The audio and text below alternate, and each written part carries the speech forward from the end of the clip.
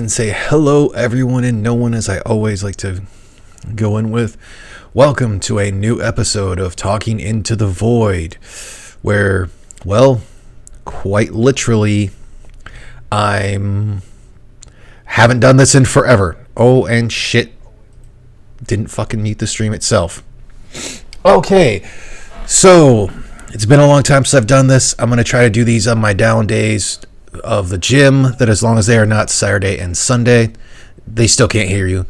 But instead of talking into the void myself, today I have with me, as has been in my live streams or my movie reviews, I have Tyr Alexander, aka Tyrannus Alexandrius Tumir Lynch, aka Dr. Funkenstein's Goes, aka Snorblacks. How you doing, buddy? Were you not expecting an intro? I think he fell asleep again. That or his mic fucked up. I'm good, my friend. And as well with us is Johnny Hellcat. I don't really have any other AKAs, I think, other than like one who runs with Dot. Yeah, runs with Red Dot. Runs with Red Dot, that was it. And today I wanted to do some discussing of games, because as we kind of were going over... What? Can you hear me now? Yep, we can hear you. As we kind of went over in the whole... Can you hear me now? Yes, we can hear you. I don't know, maybe you should ask if we can hear you again. Only this time say... Or better yet, can you hear us?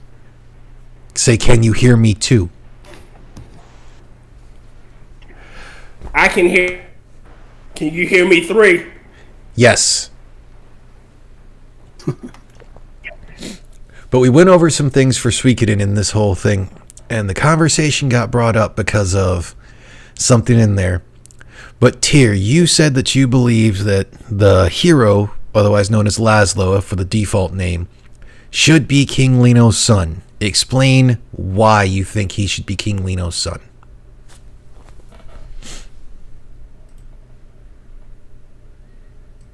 Or fall asleep. Or do that. Do you have while he's trying to get his mic sorted out, because I think it's that whole thing that's screwing with him, do you have an opinion on that subject? I think it's implied later on that he's his son, but it's very heavily ignored, which is really bizarre for the storyline. Because there's some sort of hint, like when you have the flashbacks when he uses the Soul Eater. Was it the Soul Eater? Rune of Punishment. Because the Soul Eater is what Ted has. Yeah. But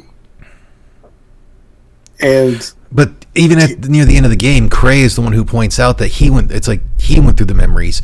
It's kind of put in there that Brondo went through the memories of the rune, and so did the General Grandel.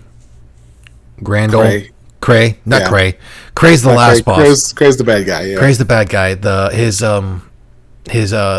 commander of the Razil Knights. Name escapes me. Yeah, I had it earlier and can't fucking remember it. And the reason why, and I know Tyr will want to get his thing out, I think it's kind of retcon to not be in Suikoden Tactics, is because they should kind of show him earlier, and I don't remember they said what age King Lino's son went missing with the wife at sea, but I still don't think it should be. I think it kind of gets implied. I mean, granted, I haven't paid attention to the actual storyline in years, but that King Lino sees, Laszlo as that he sees himself as more of a paternal figure in a kind of way, and might see him potentially as marrying Flair. But the reason why I would say no is because then it kind of takes away from that and goes far into the story of like the only ones who are destined to lead and do great things must be of royal descent. And I think that kind of takes away from what it was supposed to be, of how, through his kindness in some cases and steadfast attitude that he was able to get so many people to follow behind him, which is why King Lino originally was like, okay, I'm going to let him lead this because, obviously if it's me, they're just going to think it's another island conquest. And if you make it his son and that whole thing, it kind of retcons it to it's like, well, if he knew, was it an island conquest anyways? Yeah. So do you know the original story that Suikoden is based off of? No, but it seems more kind of like in a slight way the typical Journey to the West. Well, it's a Chinese. It's one of the great Chinese novels called. It goes by 3 different names. It's The Outlaws of the Marsh, All Men Are Brothers, and Water Margins. So Okay. the leader star that you are representing has always been the outlaw, the leader of the outlaw bandits. You will forever be the rebel. The rebel leader. That is really what you are in every game. You are the rebel leader. So everyone is flocking to you because your star is the leader star. Mm-hmm. Like they're just drawn to your personality because you were born under that star. That's your star sign.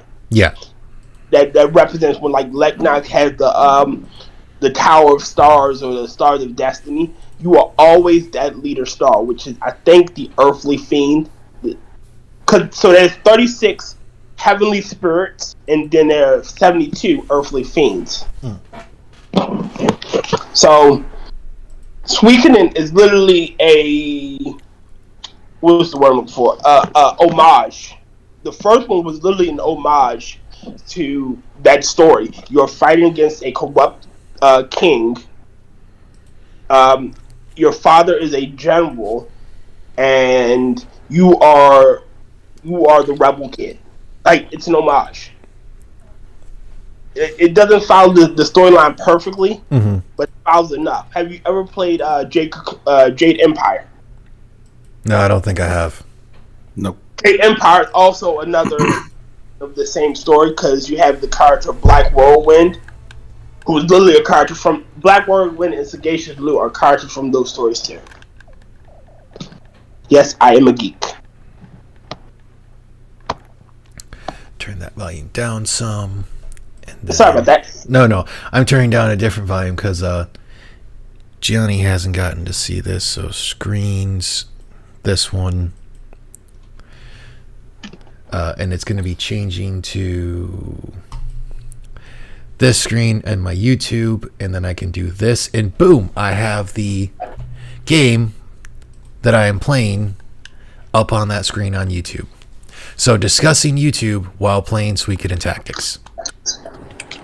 I still say they should have come out and definitively stated that you are his son. I think now that Rotten mentions it, I think it was better left unsaid rather than. Oh, it's better implied than unsaid, than said, out directly, because I think you fall into that trope where it's,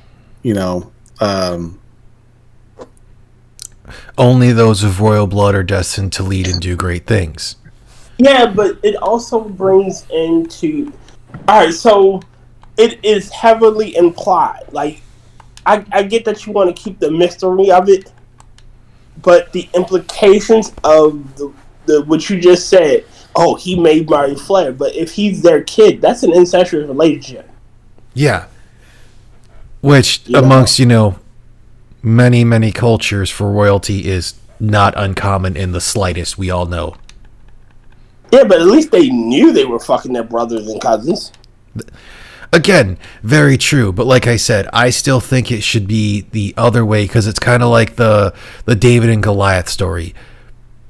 David, from everything I know, is not of royal blood. He's not of any of that. He's a regular man who topples a giant.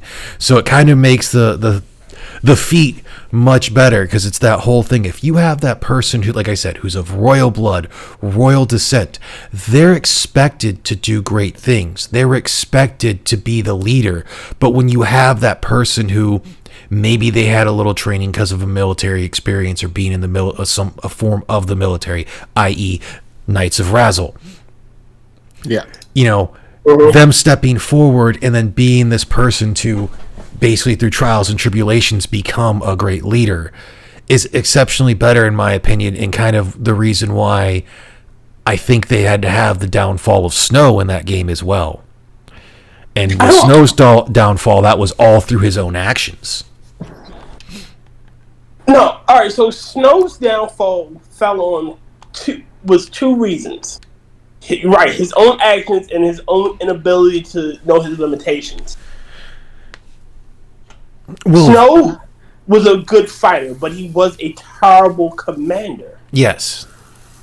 And his father was the one that like pushed him to get the first after framing you for something that technically the second in command should have seen. She was there on the rooftop. She should have saw him sacrificing himself. She didn't see that. The only ones who were there for that interaction when the one dude passed. All right, hold on. We're gonna wait. What the fuck is that?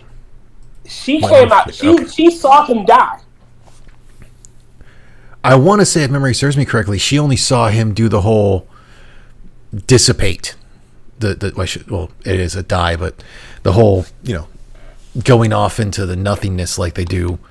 Because, like I said, it just kind of goes, like I said, into that whole thing of, I just don't like the fact of it seeming to always have to be royalty, because then it still brings up the whole thing of, royalty was destined to have that, and that's why Cray couldn't have it back, because he's not royalty, and him being a divine of royal blood and whatnot. It takes too much away. And I think it was better not to put that out there, just for the fact that, and I think coming from Lino's perspective, he's already a leader. He doesn't need that title on top of what he's already got. He doesn't need the prince title. Yeah, he doesn't. He doesn't want to make him complacent. All right, so the writers should have never broached that subject at all. Oh, completely agree on that. Like the moment they put that out there, and then having Tactics say his name is Laszlo, you instantly destroy. Like, well, what the fuck? What the point of that? Like, is he gonna fuck his sister?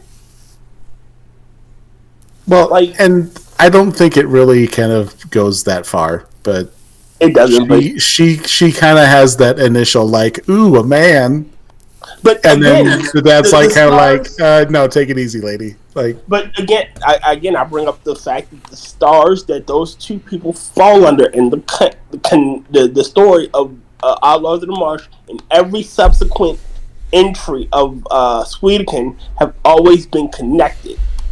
Lovers, always, since the inception. Like, they've been connected to those two stars as lovers. It is heavily implied that he's going to jump her. At least if you know the story. Now, is that from the main story or from the original story, the Outlaws of the Marsh? Okay, so yeah, that doesn't carry over from into Suikoden though. Some of the stuff does. The leader star always being that one star. The advisor star always being that one star. He's not going to bang the chick that's there in the other star though.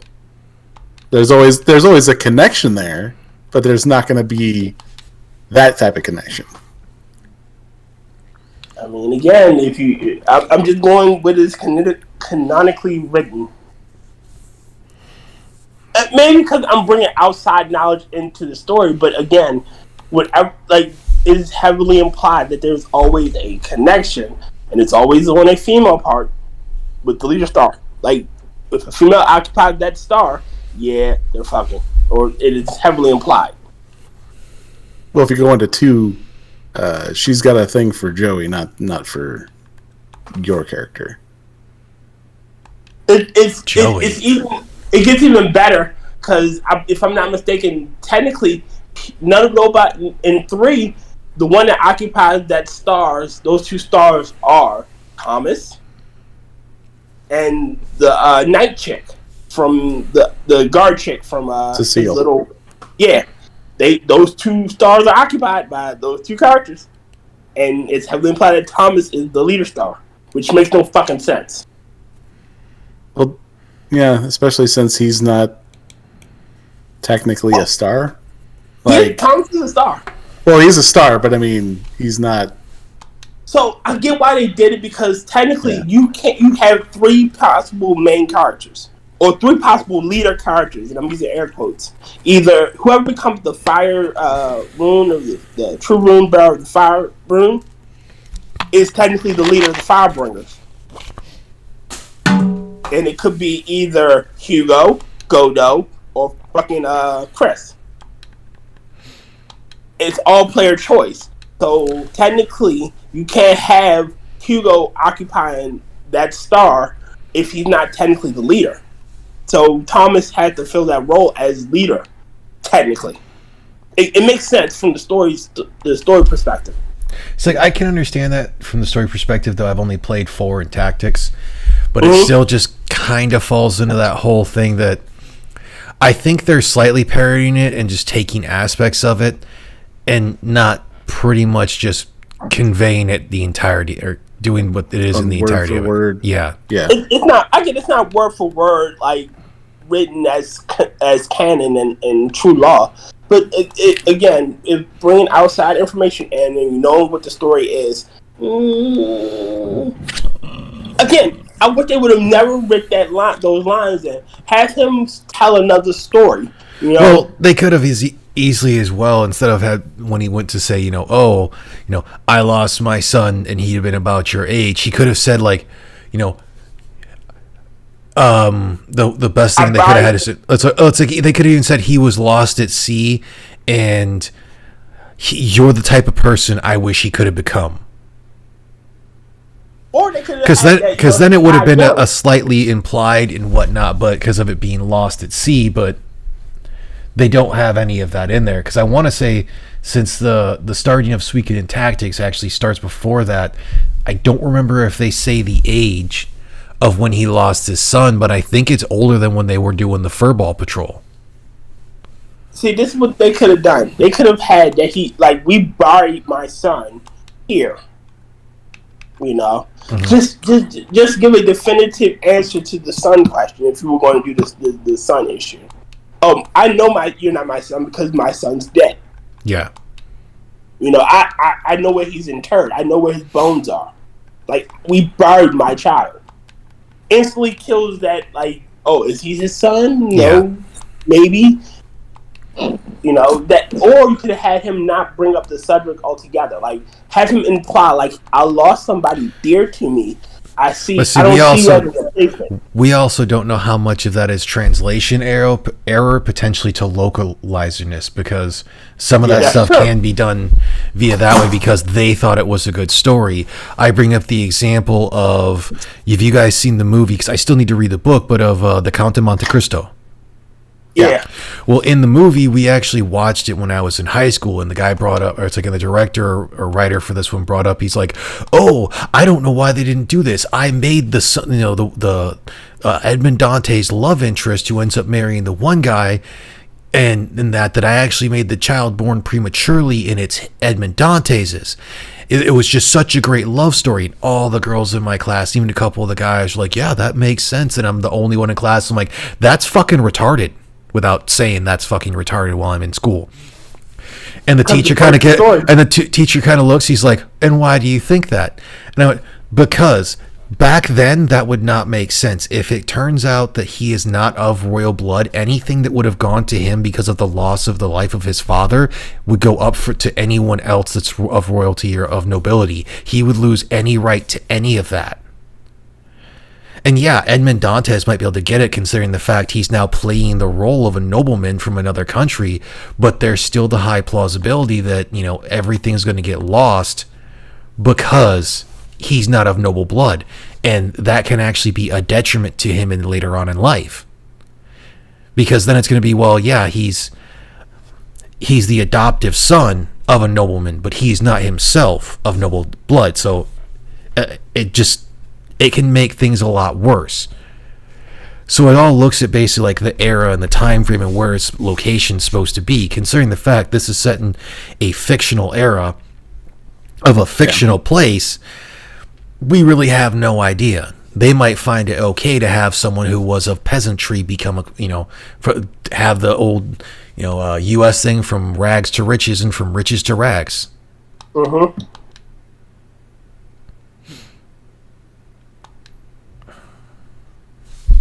I get that, but again, well, the translation are in 4 anyway. There is no Godspeed rune, true rune of Godspeed or Goodspeed, whatever it was called. Like that is a massive translation error. Oh, that's not surprising. Like it's only 27 true runes. You're kind of breaking up a little bit. So we got the 27 actual runes, or true runes. And I'm guessing that majority, or not all of the true runes are something that's going to go and necessarily eat the person's life. Because from what it seems like, you have the, like the Soul Eater that can, I guess, can kill the user. Obviously, the Rune of Punishment, if it's not in the right hands, can, well, kill the user. Yeah. So it's just that whole thing. It's like I kind of wonder how many of them can like legitimately kill the user. All of them can kill the user. Well, they don't. Yeah, it's basically that whole thing of like how many of them, upon use will go and specifically kill the user, like the Rune of Punishment does, and I think the Soul Eater kind of does. Soul Eater does, yeah. Soul Eater will eventually kill the bearer. Will eventually kill that's why Ted had to go. Well, Ted could have kept going, but he's just like, yeah, no, I'm good. I mean, it grants you a measure of immortality, and he had been living for a while. Like, even in the game, even in 4, which is a prequel, he was what?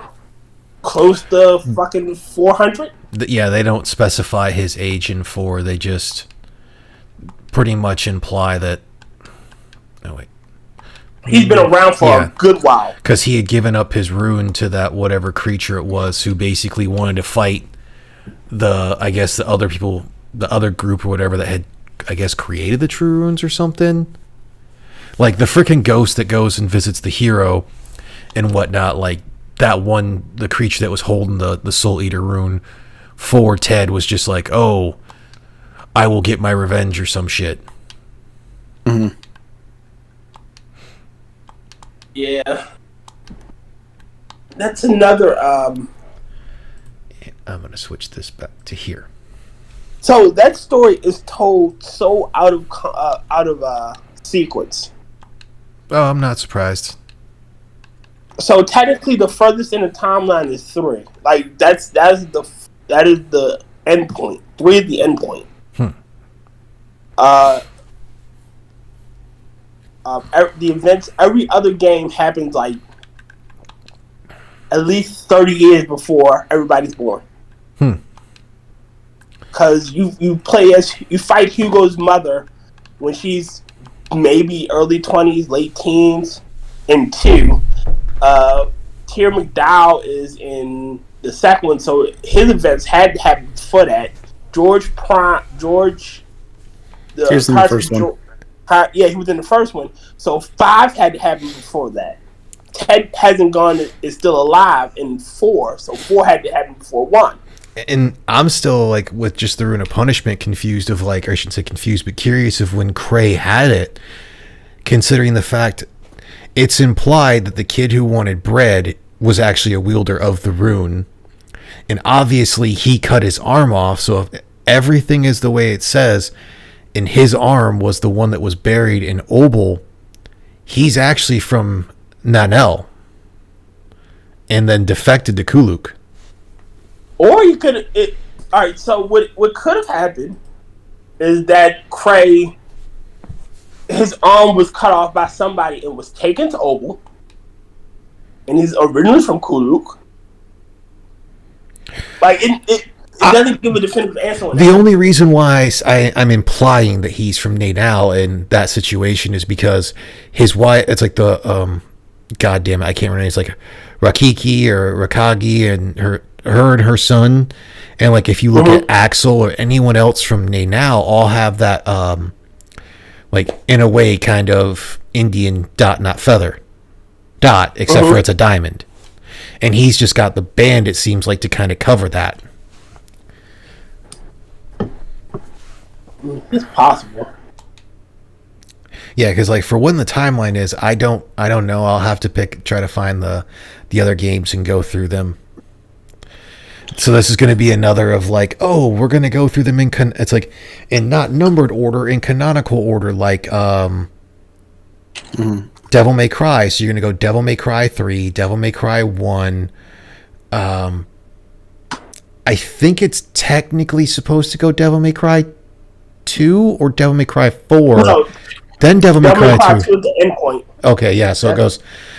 So actually, well, that makes even less sense. I think Devil May Cry 2 is supposed to take place in between 5 and 4. It can't. Because it's he goes down to the underworld to die. Like, or to the Lily Stag. Well, that happens in 5 as well with him and Virgil. So I think 2 basically got retconned out of there. Thank you, Jesus, because that. Well, I want to say from everything in the timeline. I want to say from everything in the timeline, from what I was reading for the Devil May Cry timeline, it would technically go 3, 1, 4, 2, 5. Nah, he was a member. He was. I'm in the Wikipedia for Sweeterton right now, and I'm reading Graham Cray. It says he was an officer of the Silver Moon Empire who served under Eleanor Silverberg.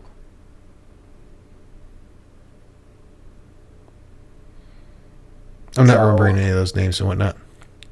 Eleanor Silverberg is. Okay. Now I'm remembering, because Eleanor is the one you get from that one, and she's actually not from Kuluk either. She's from the Scarlet Empire, just like Kirill, Andark, and Seneca are. Yeah, and he served under her. Yeah. So he's originally from there. Okay. So the biggest question is like, how did it go from whoever got it, unless he got it, and then it like from Obel, and then it went to Steel, because then it went to Brondo, and then it went to Greg. So the runes have a mind of their. They have a will of their own. They move about as they please. It didn't seem that way for the Rune of Punishment. The Rune of Punishment seemed to be one that would stick with the user until the user died. But I don't know. That's a good question, honestly. It seemed to be like, oh, there's a body. I'm going to stick with them. Yeah. I'm gonna hop. Because like for the Rune of Punishment, it didn't go away from, like I said, from like Steel until after Brondo and Edgar killed him, and Walter died, becoming a fish monster. And then with Brondo, what's funny is like it was actually supposed to go to the hero, but somehow this is going to drive me insane. I have to play it again. Well, it's not a bad game. It's just that whole thing of like, I kind of like the tactics games a little better. Don't ask me why. Because they're tactical. I've just always liked those ones. The only thing I really don't like about it is the time it takes to go between areas. Oh, and 4? Yeah. Yeah, that's a bitch. Well, Right, that's not too. Well, it's not too bad until you get the one chick to where you can actually use the magic mirror. Yeah. Once you get Vicky, it's pretty much Yeah. smooth sailing. But all right, it's not bad to go from one place to the other. But it seems they send you traveling a lot. Yeah. Yeah. And Like, I don't want to do this, so just give me Vicky and we'll call it good. Glenn is the Glenn? commander of the knights.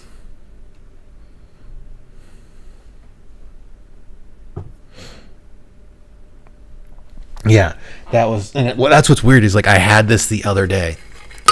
I will say it went from Cray to Cray's son to the Queen of Obel to Steel to Brando to Glenn.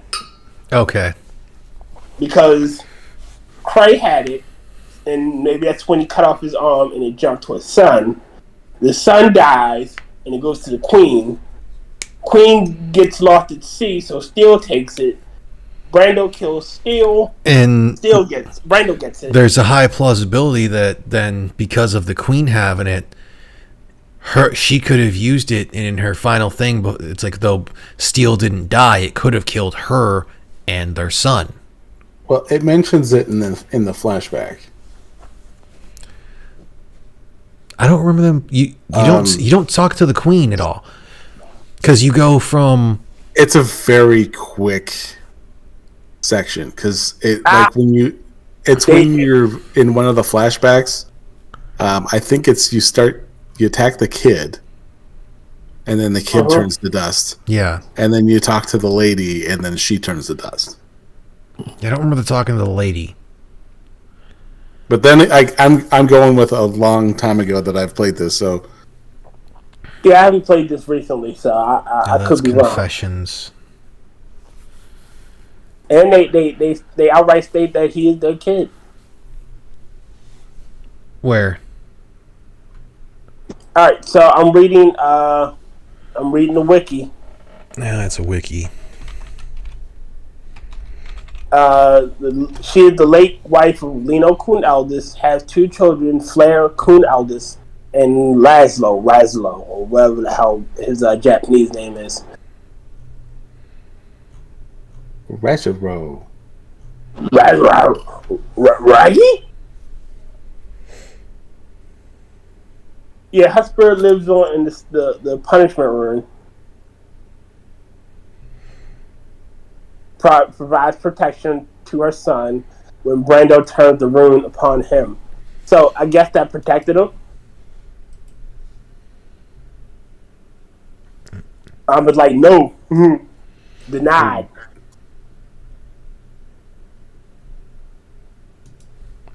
And what did you? Are you in the fandom or something, or? Yeah, I'm in the fandom wiki.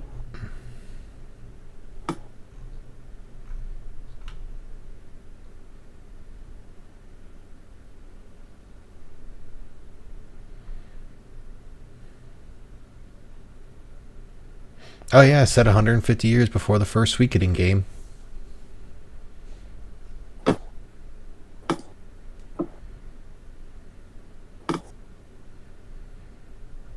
You guys can keep talking. I'm trying to figure out some of the thing in there because it's not showing anything for the characters. So this had to be the earliest in the timeline. So this is set almost 200. It says 200 years? It says 150 years before the first Suikoden game. Yeah, I'm thinking about how far away in the timeline it is. And if that's 150 years, then it should be at least 50 years. Okay, it's actually Razro. It actually is Razro, widely known as by fans as Laszlo, as the protagonist in the Tenkai Star Suikoden 4.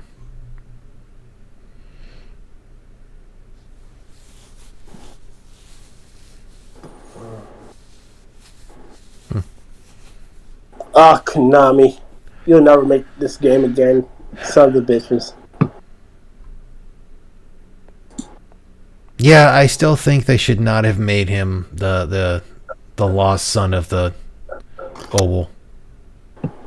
Well, I think that's mainly for the audience but not necessarily for the character. Well, because so there's kind of that like, oh, that makes sense that this is the reason why he's being so welcoming to this character. Like, I don't think, because it mentions in the wiki that, like, I don't think he outright tells him, but he probably drops a few hints. Again, it's massively implied, and I'm pretty sure if your character wasn't mute, I'm pretty sure he would say, "Oh yeah, my name is Laszlo." Like, hey, Dad. Well, in that whole thing, he was a baby when the attack happened. Yeah. Again, I mean, if he wasn't a mute, then that probably would be a little bit more interesting. That's the sucker part about a mutant and protagonist, and no dialogue choices. And see, I will say one of the things that they have wrong in here is, they say after the destruction of Fort El Eel, it's like Laszlo would have died if not for the power of the stars that turned the rune of punishment into its little seen forgiveness phase. And it says returns to Obel, serving as an errand boy for the king, except for he doesn't. They put his ass on a raft. Yeah, if you and that's the difference. Like, if you have all 108, I had all 108 stars. I just don't remember what it said on his thing, but still, because like the difference in the cutscenes is if you don't have the 108, you just have that cutscene of him just laying there on the raft, and it's like, oh, that's a downer. Yeah, because like he gets up, he stands up and he waves at the boat. Yeah, and then they bring him back in. Okay.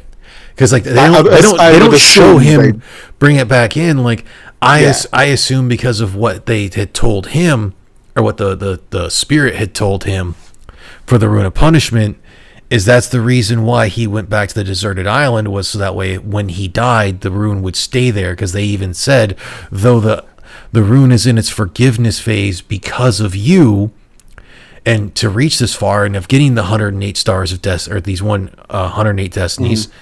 He's like in that, but as soon as it passes to someone else, it'll begin devouring. It's like devouring souls again, or devouring the user.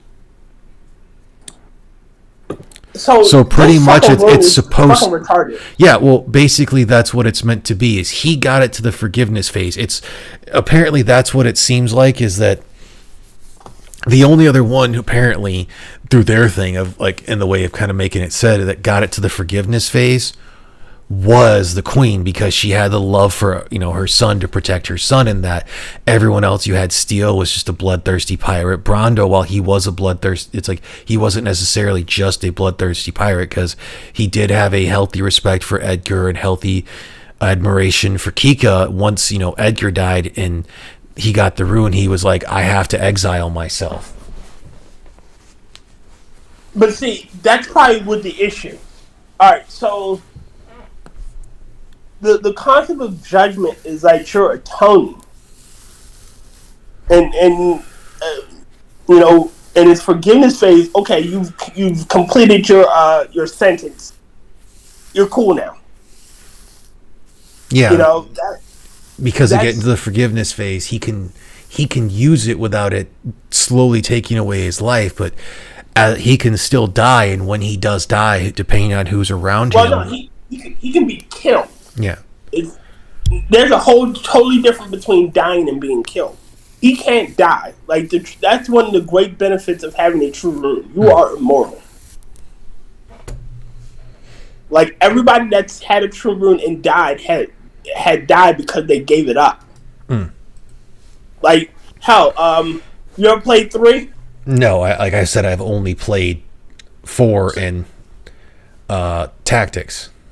So there's a character. There are 3 characters I want to reference in this game: Godo, Wyatt, and the original leader of the Firebringers.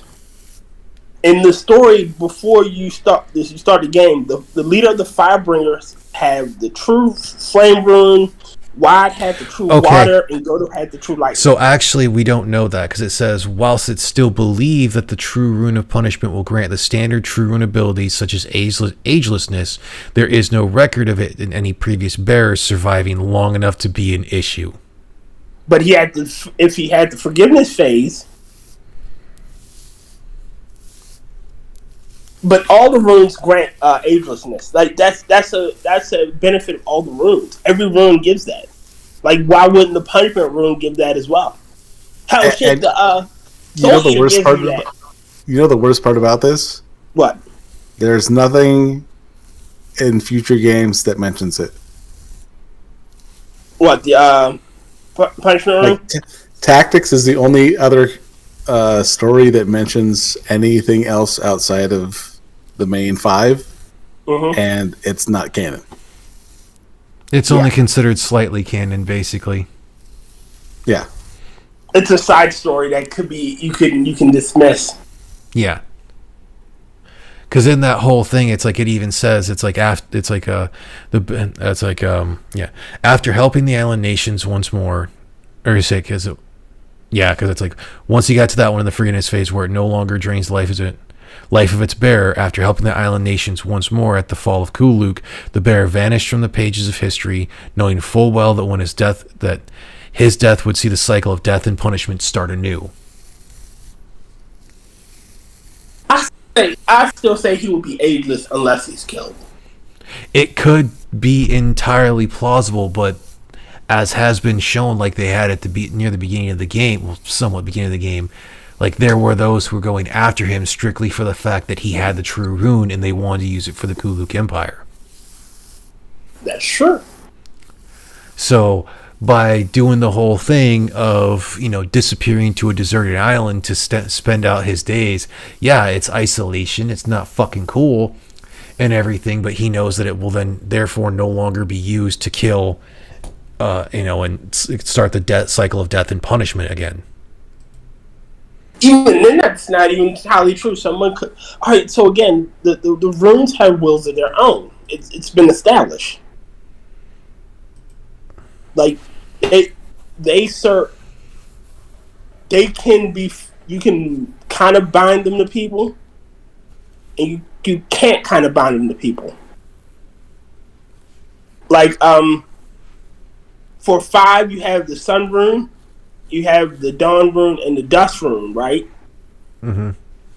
The I forget the name of the nobles that had the dust rune, and they had the dawn. I forget which one they had, but they couldn't bind it to their will. Like no one could use it because it didn't want them. Oh, apparently the runes can also reproduce as well, because apparently the rune of punishment was the divine driving force behind the curse of the Book of Condemnation, which spawned that rune.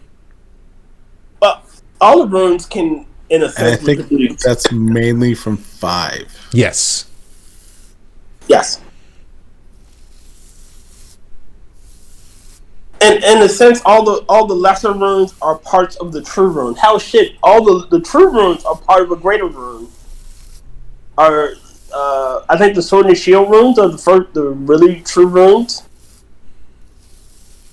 Like when the sword rune cut the shield rune, it cut them into pieces, and those became the true runes.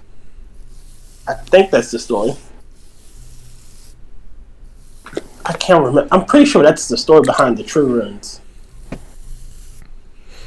God, it's been like forever since I played this game. Yeah.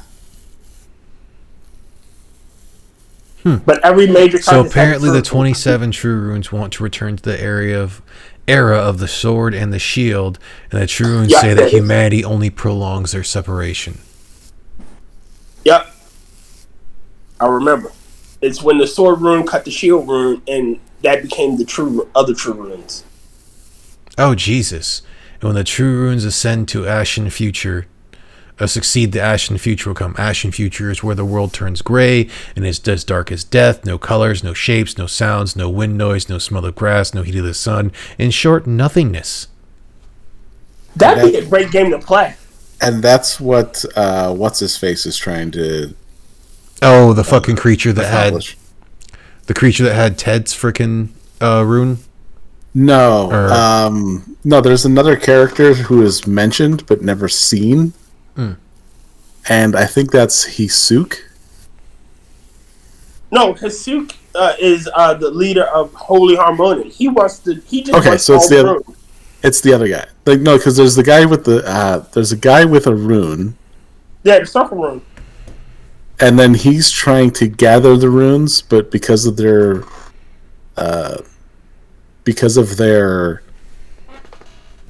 One person clause.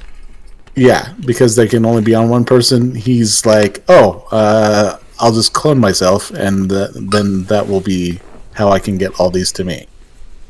Well, he has the true circle room, which allows him to clone himself, but he's only gathering them so he can empower Harmonia.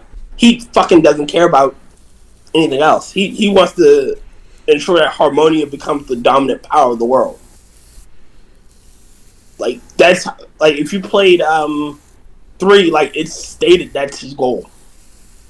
Like that's the only reason why he's hunting the true runes down. And one's been under his nose forever.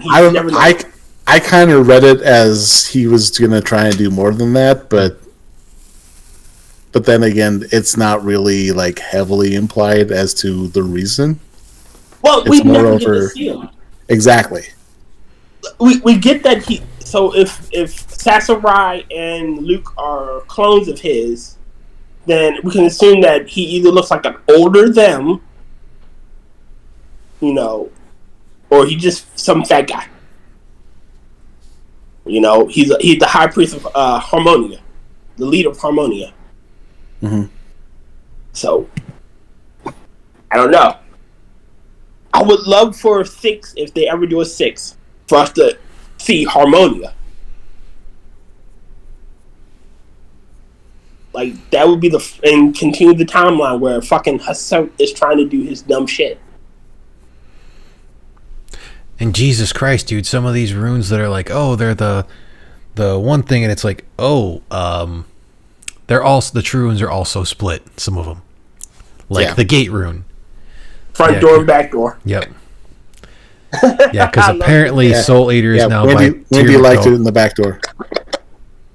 No, Wendy got the front door. Leknot had the back door. Yep. Well, they don't know who has it now, but past owner is Leknot. Current owner, even of the front gate, is unknown. Okay, yeah. Oh, there goes that joke. Fucking Night Rune is a sword. Then there was the dragon. There's the dragon room as well. Apparently, the only current owner of the Rune of Punishment is still Razro. What up, Terry? A6. How's it going, 6? How's it going, Terry? Yeah, we're just talking this whole thing, and apparently, I was wrong, and they did make the hero fucking son of King Lino because they're a bunch of goddamn retards, in my opinion. I'm gonna stick with that belief until I die, probably, because I still think it kind of takes away.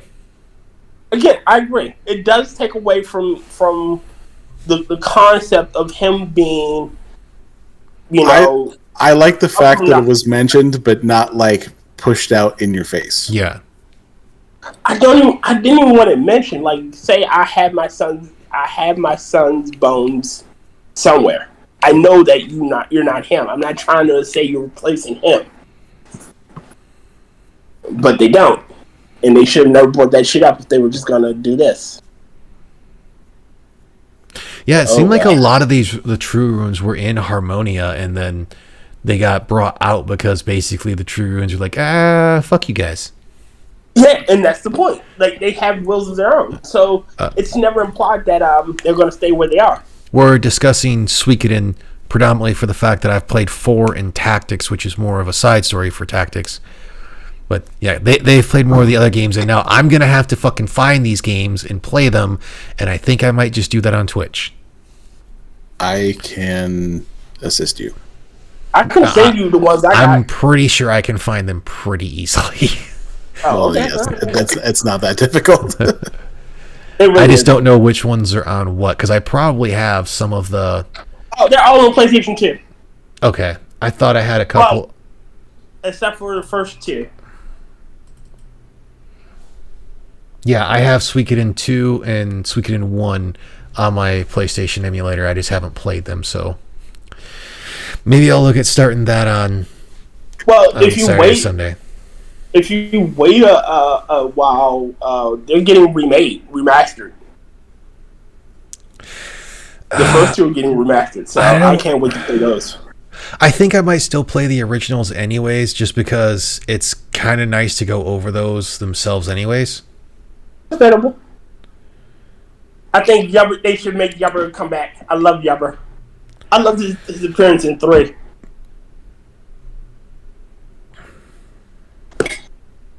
Let me show. Look, click Yubber, and you'll see his head and Patan combo. That is my favorite character. I was pissed that you gotta kill him.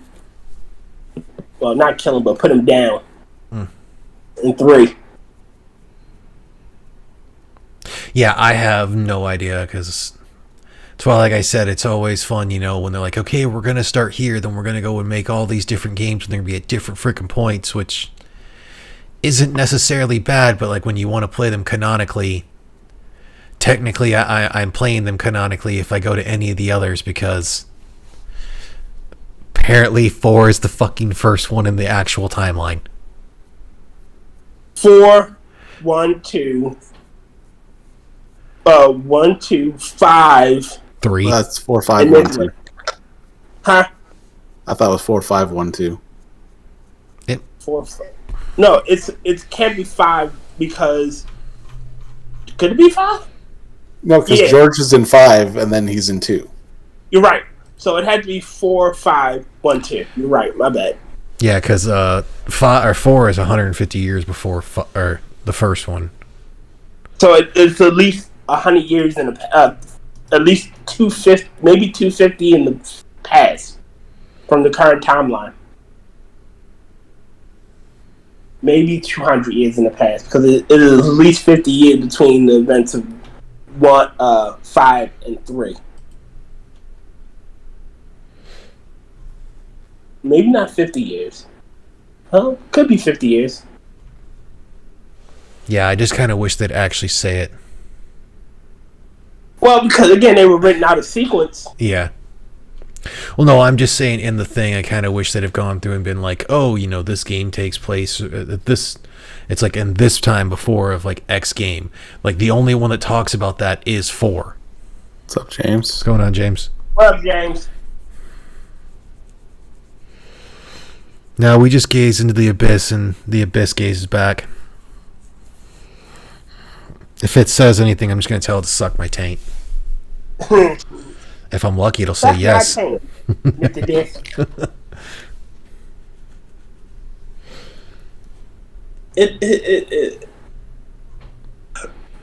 Man. Gene has to have a true room. You cannot tell me Gene does not have a true room. It is the same character every year, in all the time. She has to have a true room. Her and Vicky. Well, I think Vicky's is more over like she's like a time traveler type. I think. Yeah. Her teleportation goes wild, and she just lands in like various aspects. Yeah, and that's because she's pretty much like she goes where the sneezes take her. Yeah, and even in 4, she's kind of like, where and when am I? But Vicky, Jean well, like, has to have her room. She's that old. Well, like in 5, she's like, "Oh, this place still exists." Okay. Like, all right, that's telling. Like, man, I just wonder what room does she have.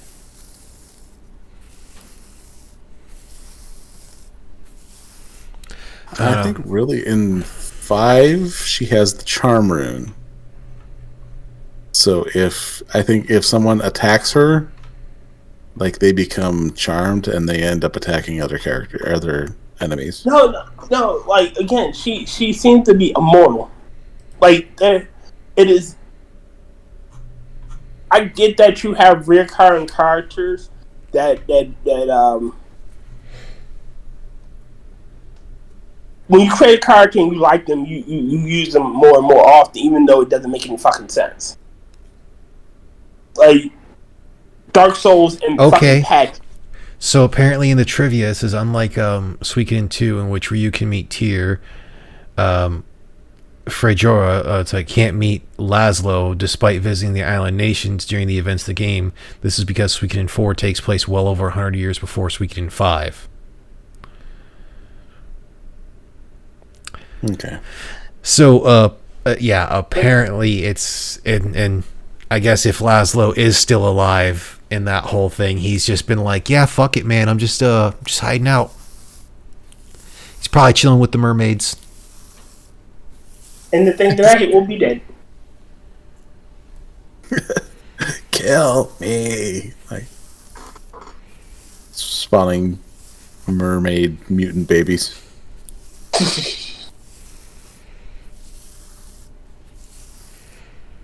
That would suck to be him. I mean, in some cases, it's almost like the end of Green Mile, except for he doesn't age. If it follows what the other true runes do. Because, yeah, some true runes have definitely from reading to a thing, have a mind of their own, but some it just seems to be like, fuck it, I'm just going to stay this way.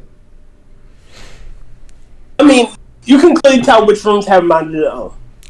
The elemental runes have minds of their own. The beast rune has a mind of its own. Yeah. Yes. Sword and shield seem to have minds of their own. Yep. Fucking the dawn and dust and twilight runes and the sun runes seem to have minds of their own as well. They won't help. They won't attach to anybody unless they feel they're worthy. And that's why I want to say the barons couldn't get their hands on the rune. You know, they had it. What's the one that the prince had? The rune of change. A true rune representing change that affects all in the universe. The power of this rune and its whereabouts remain a mystery. It is said that the leader is the leader of the Sundar holds this rune, forcing the Sundars to move from place to place as a curse. And that the Sundars finally found their eternal city after their eternal wander. That's who. All right, so the Barrows couldn't use it. It didn't choose them. That's who they stole it. Well, I think that's more over this Eternal Cities in 3, not in 5. Huh? And that's where they find the true water rune. Well, yeah. Or that's where not where they find the shrine for the true water rune. That's where Wide put it. Yeah. Or Jimba, depending on who you ask. Like I called that from moment one. Like there's that was so blatant. What? That Jimbo was Chris's dad. Yeah. First off, he doesn't look anything like the other tribals. He's not dark skinned. And he's the only character in there with fucking blonde hair, other than Chris. Like that platinum blonde shit. Like, yeah, Chris is dead.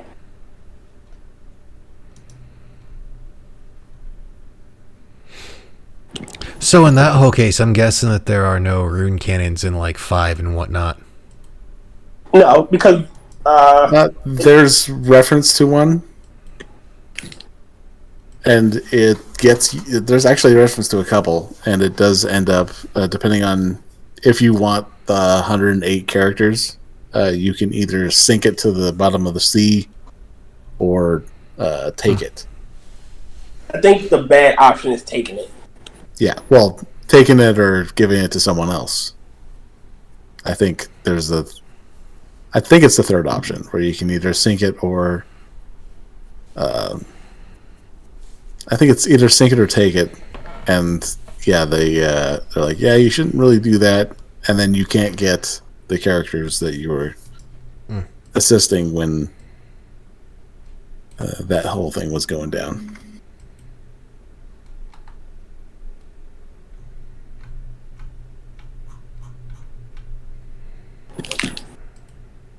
Yeah, this is the only game that every character talks. Like, every character has dialogue lines. And that's why it's my favorite. Number 3. Because you could have such varying characters be the leader, that if you had 3 silent people, it wouldn't make any damn sense. Okay, so Leknat? Leknat. Yeah, Leknat is the one who, because she apparently appears in all of the games. Because she is known as the Keeper of the Balance. And the Stone Tablet. And has the back half of the Gate Rune. So she had she likes the back door. Okay.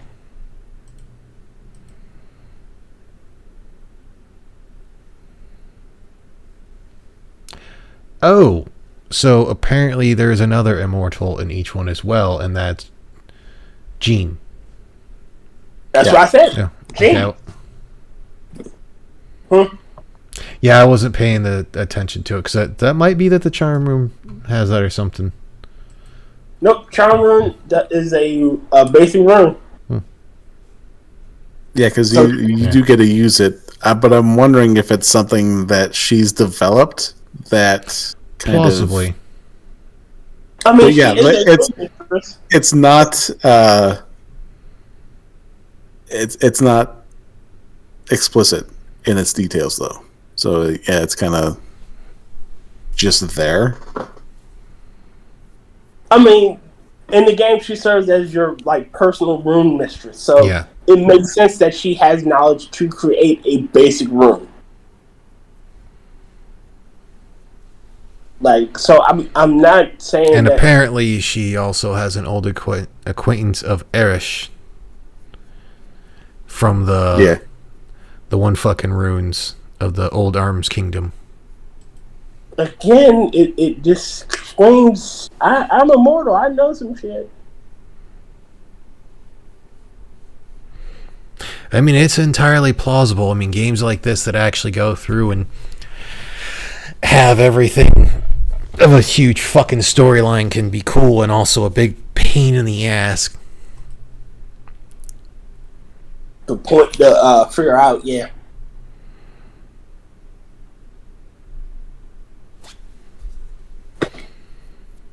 It is rather annoying, especially with fucking shit like this.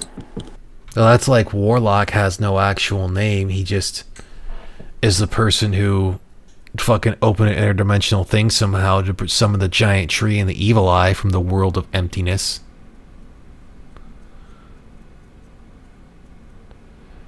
And the evil eyes were the ones that became the part of the muzzle. Like,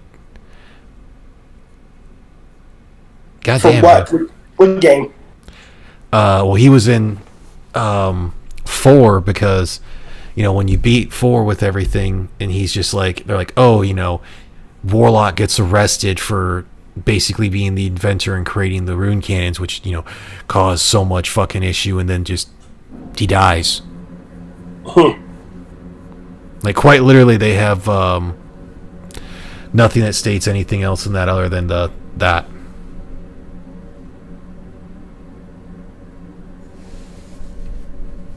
I'm tempted to believe that some characters are literally,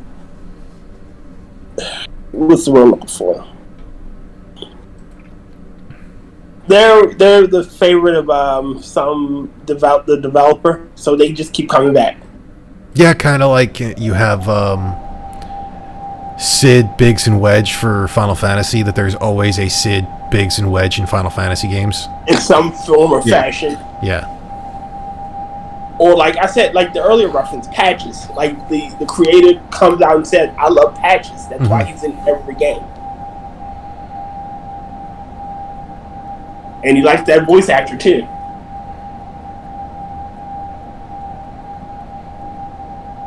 I remember playing 4,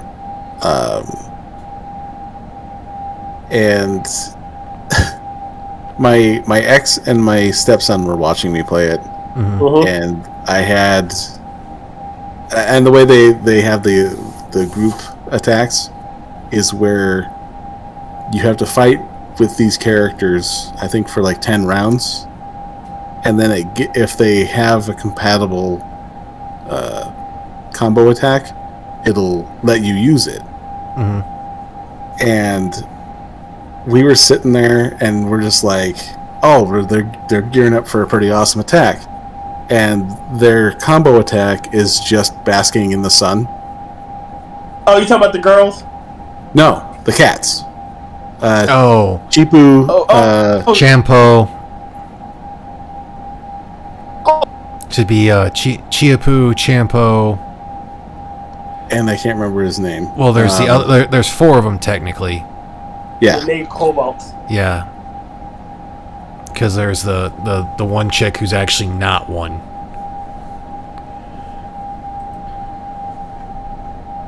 I'm gonna see if I can pull that up real quick. The game lady. Yeah, because Chiapu, Champo, and I want to say the fat one, or Champo might be the fat one. Remember? Do you remember the battle where Champo was running around being chased by the little crab things? Oh, now cool. And then there's Noah, I think.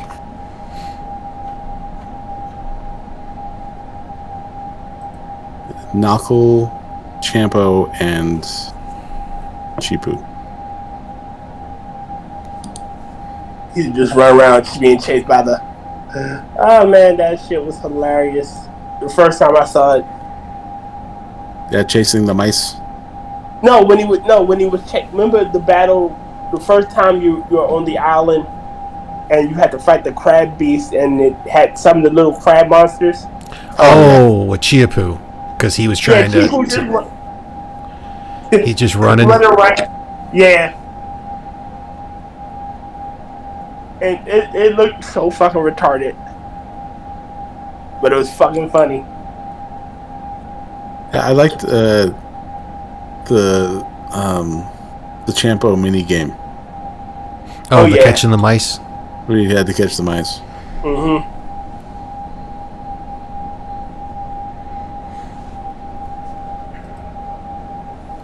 I still just liked how a bunch of the characters were playable, and then like they brought a bunch of those characters back in Tactics, and they were actually fighters. Like Dario's daughter, I think it is, Nalio,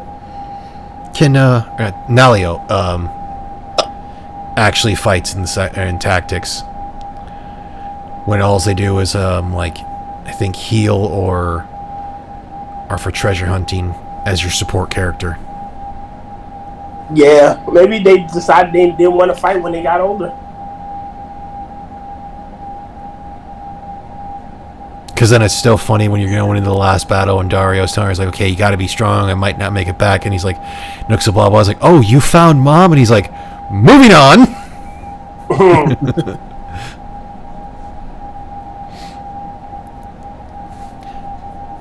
Yeah, some of the combo attacks were always ridiculous as well. Because like Kika and Hero, they just basically do a spin move and then whoosh, wind.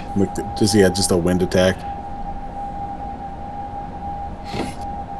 I'm watching some of the combo attacks now, and some of them are ridiculously stupid. Oh yeah, I mean that's a bunch of games. Well, yeah, well that's like with Chipu, Knuckle, and Champo. Mm-hmm. Like you see them gearing up for like this major attack, and then they just stop and start rolling around in the sun. Yeah, I got some catnip. Yeah. And it's just like, there's like, yeah. I'm like, you sons of bitches. I'm expecting y'all to do something epic and cool, and There's a giant shell monster on the outside of the boat here, and you guys are sitting down on your lazy asses. just lounging and shit. We're all about to die. You're just fucking around.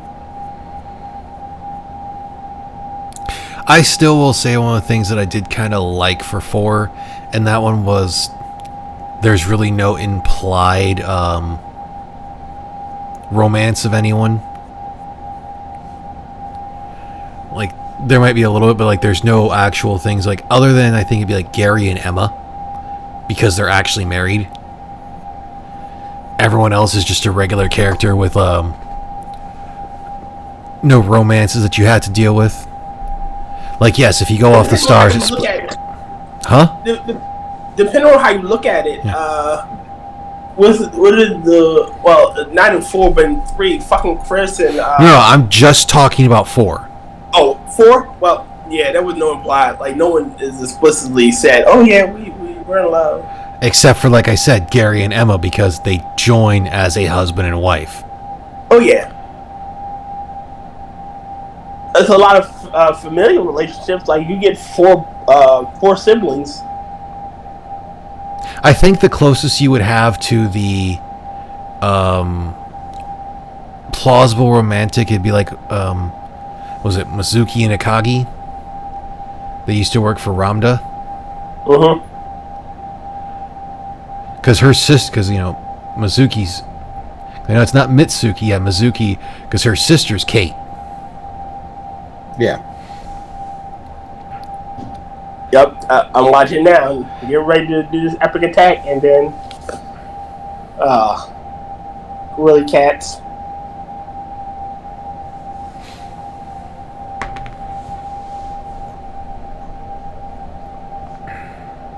It's a only heals them. That's stupid. Yeah. Yeah.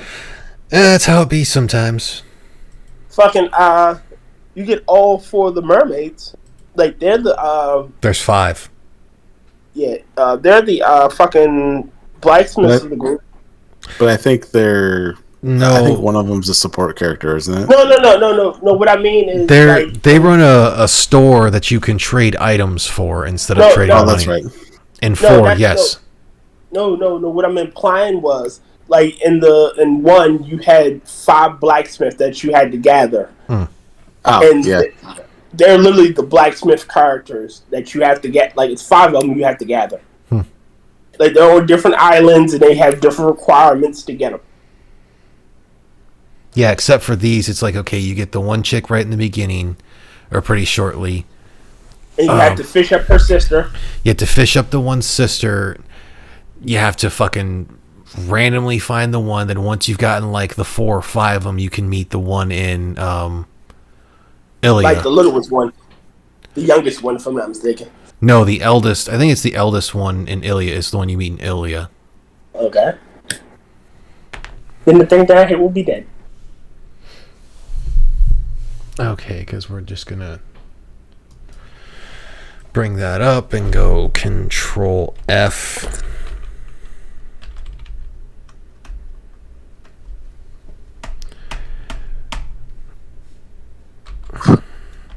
Trying to find the goddamn thing with all of them.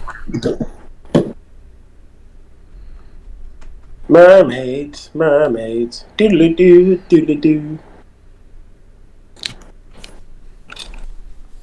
Yeah, because, like, and then all their names are so goddamn similar with, like, it's like Lil something. Like, you have Lil Un, Lil Un, like, On. Yeah. Lil N. Lil Nas X. Like,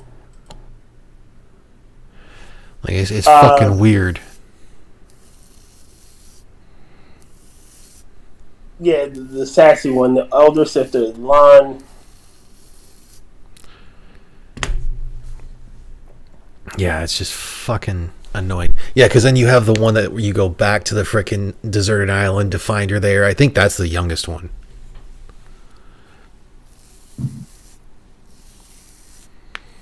Yeah. There's just a bunch of weird shit. But it's like 1:10, and we're just kind of rambling off into nothingness now. So I think I'm gonna call it and go back to playing some tactics, and I'll probably look into these. And now I kind of want to play some freaking Tales of. I just don't know which game. You know what a good series I would recommend you play? Your mother? I Like can't to play resist. Dead Women? I didn't know. But go ahead. Breath of Fire. There, 1 through 4. 5 was a good game. 5 is an underrated masterpiece. Well, I haven't played any of the earlier Tales of since before they were really on like the PS2 / GameCube, because I always recommend Tales of Symphonia just because it's a fun game, and if you're a fan of like an RPG to where you actually just control the one character during battle, it's pretty cool. I think even Tales of Fantasia was very similar. Have you ever played Tales of Destiny?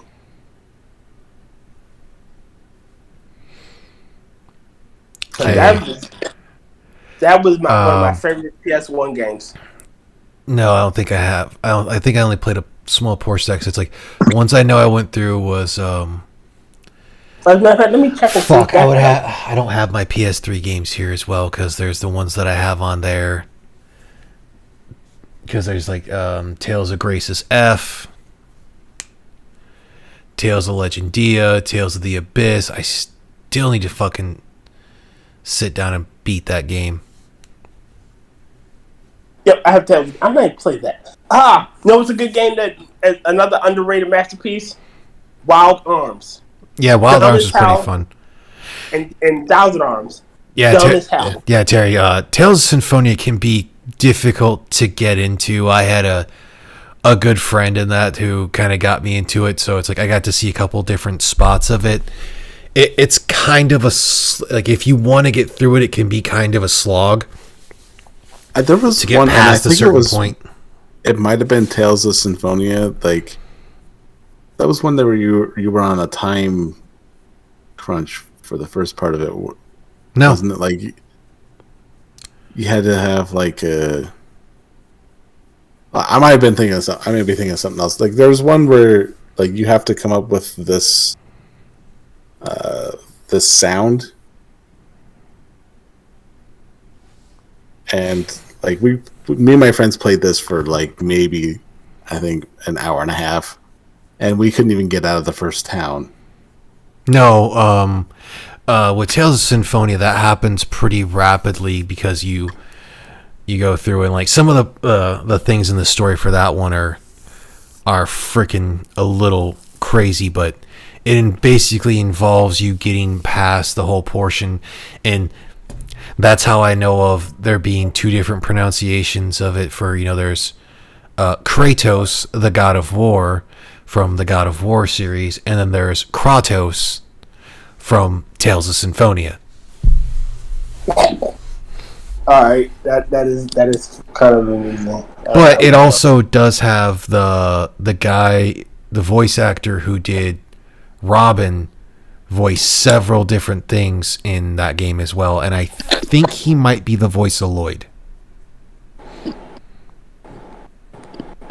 Oh, I know what you're talking about now. The one where Lloyd fucking dies. No, he doesn't die. It's somebody dies and it like gets his spirit gets passed on to the main character. No, that's not Tales of Symphonia. That might be a different Tales series I can't think of, because the beginning of Tales of Symphonia, you're following, in a way, kind of Lloyd's love interest, Colette, because she's the chosen one for their world to go through, which is supposed to like replenish the mana and everything. And then you actually find out that the world was split into two, so there's actually two chosen, one from each one, and the world that Lloyd and them are on is basically being used to farm so they can make these fucking gems that are used to power up shit and whatnot. Oh yeah, that's not the one I played. Yeah, because like the more trials she actually completes, or Colette completes, the less personality, like her basically her own personality gets like locked into her, because you actually find out what the whole trial is actually for isn't to bless the land with freaking mana and whatnot, but is the previous or the original hero, I think it was Mythos. He's wanting to use the chosen one as a vessel for his sister, because she sacrificed herself and didn't stay as a regular elf to or become like a beyond a regular elf to be considered an angel. Because you actually, because the spoiler for a game that's like 20 years old, you actually find out that Kratos is actually Lloyd's father, so he's part elf, and his mother was one of the it was one of the slaves that he kind of fell for, and the Blastia, I think is what it's called, that he uses is his mother. Yeah, gets fucking weird. So have you ever heard about Contra? Yeah. Your wife's been in your arm the entire fucking time.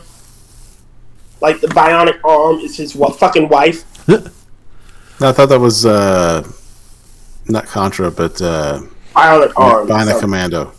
There it is, Bionic Commando. That is what that sounds like. It literally sounds like, yeah, you've been looking for your wife the entire time? She's been there right on your arm. Well, yeah, it's basically what they do is they'll take a one thing of the gem and then they attach it to a person so that way it can go through and gather, because yeah, that's how like Lloyd ends up getting banished, because Kratos, however the fuck it's pronounced in that game, I'm losing my mind again. Like, he shows up and he's the freaking being a guardian to Colette along with Rain. And yeah, it gets a little crazy because it's just fucking weird. Like it's just fucking nuts. Because then it actually has a sequel to where apparently you play as Lloyd and Colette's son, if memory serves me correctly. Because yeah, to again, spoiler, like the end of the game, you pretty much go through and you put the two worlds back together, because I think it was Mythos, whatever, he separated them so that way the mana could flow. So pretty much they recombine them, and the second game is kind of the aftermath of how things are starting to settle. Another good series of game that you might want to look out at is called Tales of Argahast, or Tales of the Argahast War, if I'm not mistaken. Let me look it up. I think I've heard that one. I've still got like the Ark the Lad series I have to go through. Yeah, Ark the Lad was great. I also got a kind of want to go through the Spectral Souls series, because that one's been pretty cool from what I've seen. I might go back and continue my playthrough of Chrono Cross. I tried playing that game, but god damn it, I was way too fucking confused at the time and just haven't gone back since. Well, it's wild. Well, the thing I didn't like about that is like, okay, what I liked about for like Suikoden Tactics, Suikoden 4, I think some of the other games as well, even though characters could die, you were still able to get every character. I want to say, if I remember correctly, through Chrono Cross, you actually had to go through and it had to be of an amalgamation of different saves to be able to get every character. Yeah. Well, see, the problem with that is every card, like, it plays with the concept of parallel worlds and duality. You can't get everybody in a single playthrough. It's really impossible, because you can make a wrong decision that will get someone killed. Like, you could lose Razzle. Razzle can die if you don't go to choose to save Kit. It happens because the events that you didn't go down there and get the Hydra and kill the Hydra in time. So Razzle has to die. She gets eaten. It makes sense. That's why you can't get everybody. And then there's a character you'll never be able to get unless you end the game at a certain point. You will never be able to get Harl as a permanent party member. Well, I say that when, they're, for like Suikoden and Tactics, there's one character you cannot get on your initial playthrough. You can only get them in New Game Plus.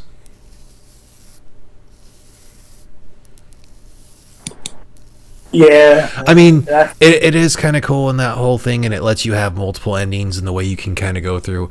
But then it's also kind of hard to figure out, okay, like what's supposed to be the true ending, because like with what I was going through in the Spectral Souls game, there's actually, I think, like there's at least 3, if not 4 endings. And basically you'll know which one's the actual true ending because they quite literally call it the True Rose ending. I mean, you know what the true ending of Chrono Cross is?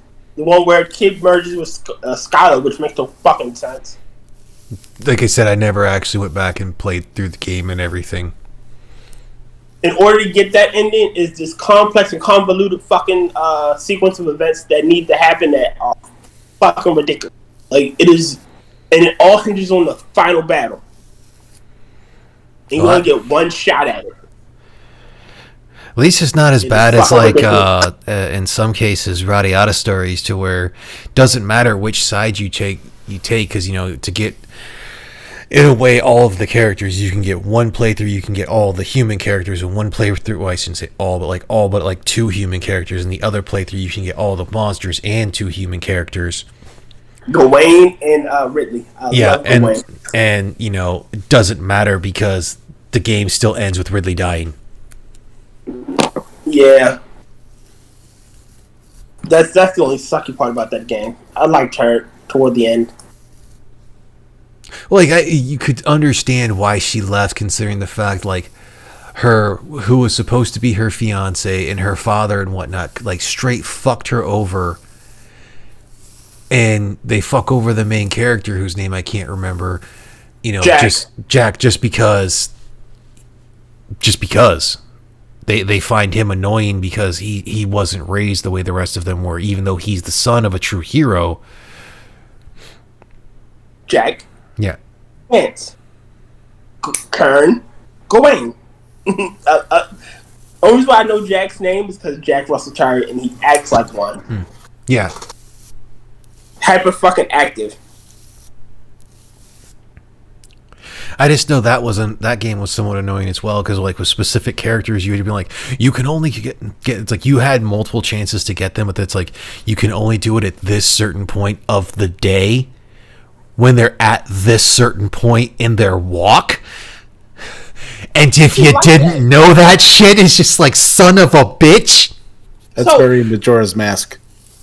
Yeah, but I like that. It gave the world a sense of, okay, they're not just NPCs doing nothing. They have a sort of pseudo life. Oh yeah, like it was definitely cool, but it would have been still pretty nice that if like you could have had it that it was like like as long as you met the criteria at any point during that walk, not when they were only like in this certain area of this walk. Because as soon as they got past a certain point, they would just talk to you like normal, and you didn't have a chance to recruit them. That's true, but still, I like the concept. Oh no, it was definitely a cool concept, and you got so many different characters. I still thought it was funny that Gawain's son, I can't remember what you said his name was. Like, Gantz, yeah, he didn't make it into the Warriors Guild or Mercenary Guild. Yeah, which makes no fucking sense. He was the leader of the Rose Cushion, the Pink Pig. Ah, that's the dumbest name ever. You named your platoon the Pink Pig. Well, I think the reason why he didn't make it is because he started second guessing himself and everything when he shouldn't have. Because that's kind of what they implied, is that he because of having that whole thing happen with Ridley, he started to second guess himself way too much. Johnny, I don't know if you ever played Radiata Stories. I played part of the beginning of one. I don't remember which one. Yeah. It's in a lot of cases, like I said, of kind of how the Tales series are, but instead of having it to where you go left and right, you can actually like go around more. You had more free range in your movement. Have you ever played Star Ocean, the second one? Everything after the second one is ass. I've played a couple of them. I've got also one that I have on the PS3. I can't remember which one it's called. It's not bad in my opinion. It's fucking weird, but it's not bad. It is literally the PS3 one is, I believe, the one where you find out it's all a fucking video game. Like your reality is a fucking video game. Yeah, I haven't beaten it because I just know it's like you have the whole thing of people that you thought, because it follows that pretty common trope. Oh, this person's your enemy, but now they're actually not your enemy, and they're going to work with you. You were expecting this person to kind of be like one of the main bad guys, but they're actually not. Now they're your friend. Yeah. Now they're your friend. Yeah, it was just weird. How very Chrono Trigger. Yeah.